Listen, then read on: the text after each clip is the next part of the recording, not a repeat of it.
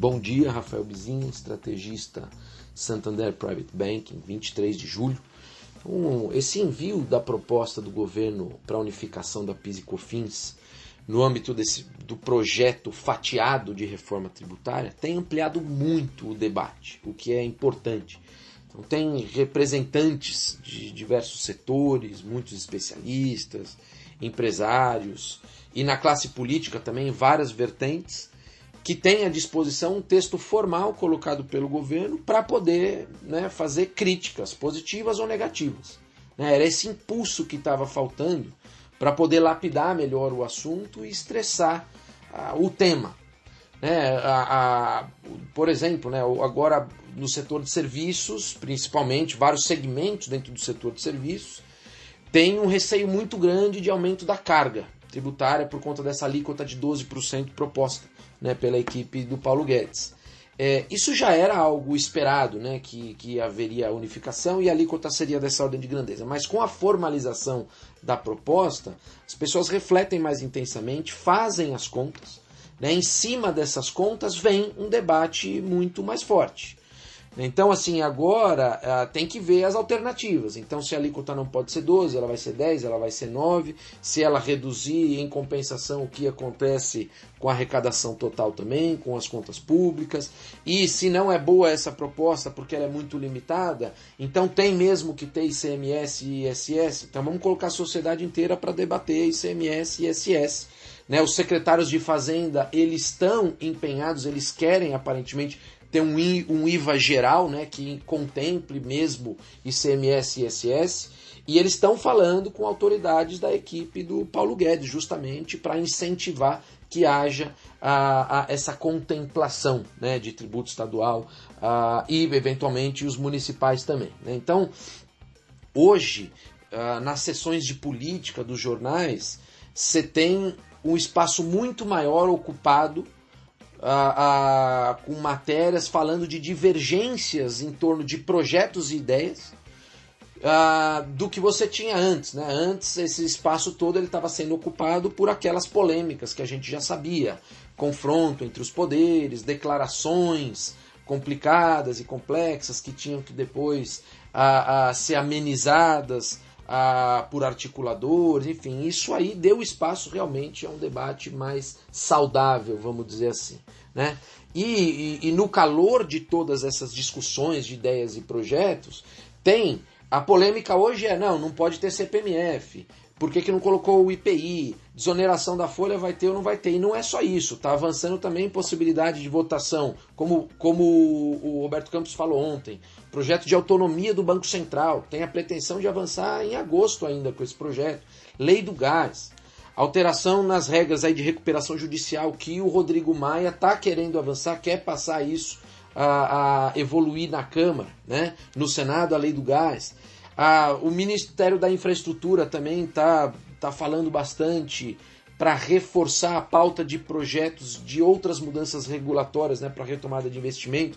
Então tem esse negócio de nova lei de concessões, o transporte marítimo lá de cabotagem, mudança, ampliação desse alcance do incentivo para emissão de debêntures para financiar infraestrutura. É bastante coisa. E no campo da articulação, a Secretaria de Governo, comandada pelo General Ramos, o ministro da Secretaria de Governo, ele está ali muito presente no Congresso, passou por um baita teste agora também nesse debate todo do Fundeb.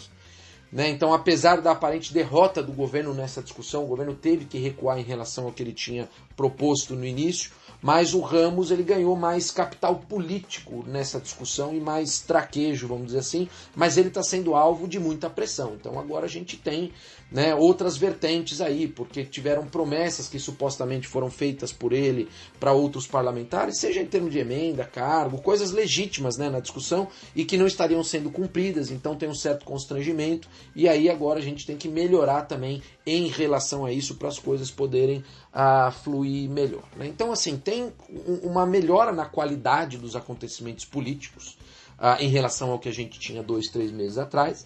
Essa melhora na qualidade, ela foi acompanhada, foi bem incorporada pelos mercados, já visto que aconteceu aí a bolsa de 104 mil pontos e tudo mais. Então, a gente está agora sob um novo referencial. um novo referencial de preços, um novo referencial de expectativas. As expectativas estão melhores.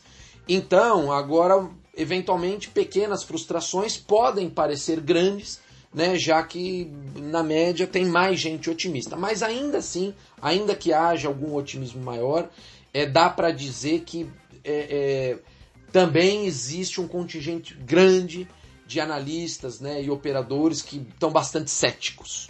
Né? Então, enquanto tem esse equilíbrio, né, entre pessoas ficando mais otimistas, mais um contingente grande de céticos, isso é bom para amenizar as eventuais frustrações, porque sempre que a gente eleva a expectativa, muda o referencial, as frustrações a partir desses novos níveis podem ser grandes. Elas só vão ser minimizadas se ainda existe gente que desconfia. Né? Então acho que isso é, de certa forma, até saudável. Tá? No campo da atividade econômica, o presidente do Banco Central ontem falou também, né, uma visão relativamente mais positiva, vê uma sustentação mais prolongada da demanda, do consumo em função das transferências de renda do governo, falou da importância agora de acompanhar muito também a evolução do crédito, vai ser fundamental olhar como que esses programas para pequenas, micro e médias empresas que não tinham avançado ainda, como que agora eles vão se refletir sobre a economia, né? E ver muito bem os dados dos próximos meses para fechar o segundo trimestre e com isso ter uma visão mais sólida, né? Sobre o ano como um todo. Tá? No exterior, os resultados corporativos divulgados até agora estão na média melhores do que o consenso. Né, mas assim, as empresas já tinham baixado muito as expectativas dos analistas, então não dá para derivar tantas conclusões daí. E tem muita empresa ainda para divulgar balanço, né? A gente está só no início, então não dá para ter uma visão do quadro geral das coisas. Tá? No mais, tem ainda um otimismo com o desenvolvimento das vacinas da Covid e esse ânimo com os pacotes fiscais lá na Europa. Entre China e Estados Unidos aumentaram um pouco esses ruídos por conta da exigência de fechamento do consulado chinês em Houston, tal, mas acho que isso não muda o quadro geral das coisas. China e Estados Unidos continuam ainda aderentes àquela fase 1 do acordo comercial que eles tinham firmado aí antes da pandemia. Né? Eu fico por aqui. Bom dia a todos.